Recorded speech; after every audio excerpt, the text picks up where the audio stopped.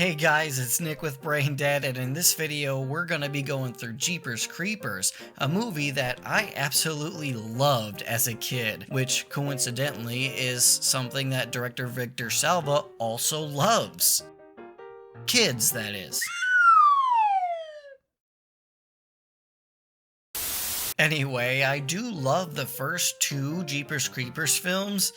God damn, that third one was bad. But the first two are huge staples when it comes to films that really solidified my love of the horror genre. They are genuinely full of horrific set pieces and shots that, in my opinion, are iconic to the horror community. That being said, I do have a few issues with the film. Hopefully issues that will make themselves abundantly clear through my sarcasm in my commentary. Anyway, let's get into it. The movie opens with a brother and sister driving across Florida to their parents' place for spring break. I am already terrified. I mean, a long drive with just me and my sister? Oh, God. Through Florida? Oh, my God, no. A truck pulls up behind them and nearly runs them off the road, you know, for funsies, and then takes off down the highway. The hell is his problem? Inbreeding! After this encounter, they discuss an urban legend about Kenny and Darla, a high school couple that were supposedly murdered somewhere along this stretch of highway. They say they never found Darla's head. Like, they found her body, but their head was detached. So someone decapitated her, and, you know, whatever. You know, it happened in the 70s. It's probably not true, so who cares, right? Not long after this, they see a very familiar truck and a guy throwing what appears to be a body down a large pipe near an old abandoned church. He sees them seeing him and goes after them again, forcing Derry to drive into a field to avoid being run over. Then the guy once again just drives away without confronting them in person. Now, certain about what they witnessed, Derry convinces Trish to go back and check out the pipe to see if whoever was thrown down there could still be alive. Why don't they just call the cops, you ask? The point of having a portable phone, idiot, is that it works when you need it. Yeah, that's why. Derry thinks he hears a person and has his sister suspend him in the pipe and falls down it when they're both scared by a few rats. While he's down there, he finds the body that was thrown down earlier and unties the bag to confirm that the guy is still alive, but is also probably missing some organs. Oh, they took my freaking kidney.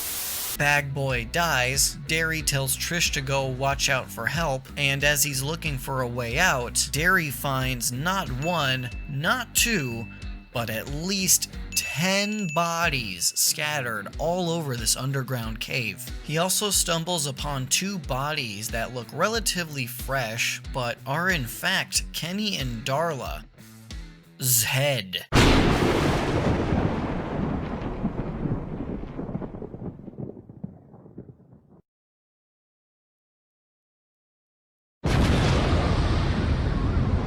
The 70s couple from the quote-unquote urban legend. He gets out of the cave, albeit completely traumatized, and the two head into the nearest town to get the police involved. They show up at a diner, and while they're waiting on this waitress to call the police, the phone next to them starts to ring. The woman on the other line tells them to run if they ever hear the song Jeepers Creepers, and also to watch out for cats. The police eventually arrive, but don't completely believe Derry's story.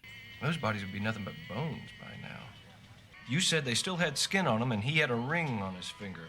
Derry says there must be over 500 bodies in that cave, and the cops are all, no way it's more than 10, that would be crazy. And as this conversation starts to turn hostile, the waitress points out that some guy was messing with their car outside, was just like sniffing Derry's dirty laundry like a weirdo. At which point, the cops start taking the situation seriously and send some units over to the church. Derry and Trish begin leading the officers back to the church, but after learning that the place is currently burning down, the cops are attacked and killed by the creeper. The two siblings get away while the creeper is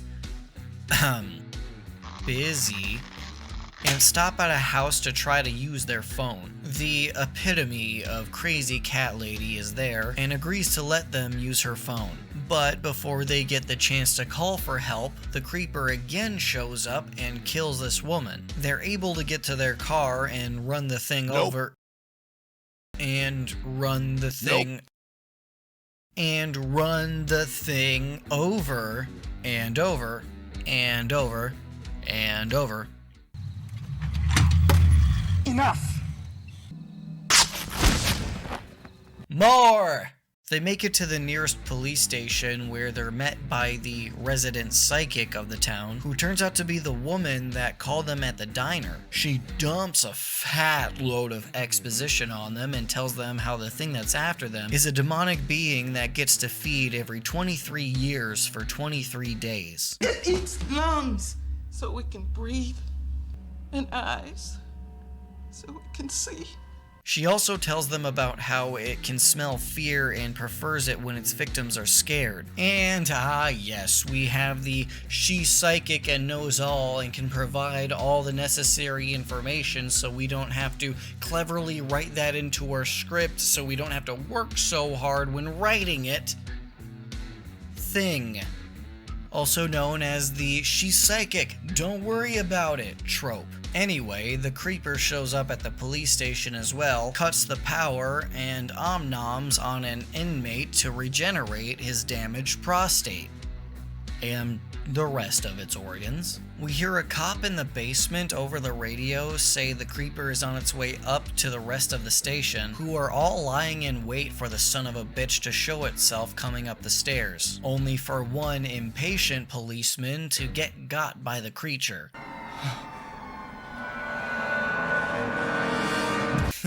Yes, that will forever be one of my favorite shots in horror film history. I just love the flashlight coming through the open chest cavity.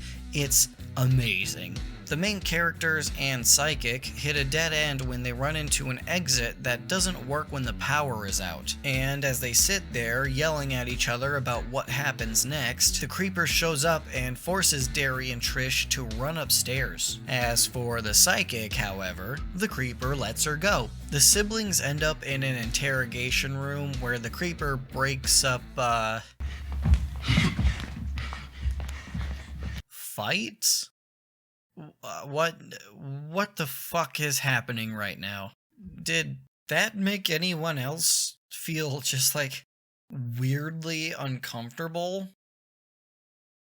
Whatever, the creeper starts to get creepy and starts smelling Trish and Derry, trying to decide which one of them he's going to take. After making his choice, the squad busts in and do absolutely nothing as Derry gets spirited away. I know I didn't use that reference correctly, don't at me. Trish is later picked up by her parents, no doubt pretty embarrassed about misplacing her brother, as we cut to an abandoned factory of some kind, where we hear the faint screams of Derry as the song Jeepers Creepers can also be heard. The movie ends with the creeper doing some weird shit to Derry. Skin suit. And another one of my favorite shots in horror film history. And that's it for this recap, but hey, I'll be doing the rest of the Jeepers Creepers franchise, so make sure you're subscribed and hit that little bell thing so you get notified when those videos come out. I stream as well, right here on this channel every single Thursday. Come by, talk to me about horror movies, we usually have a good time, and I would love to see you there. You can also follow me everywhere at Braindead Horror. Say hi, send memes, whatever, I usually respond within 24 hours. But in any case, thank you for hanging out, and I will see you very soon.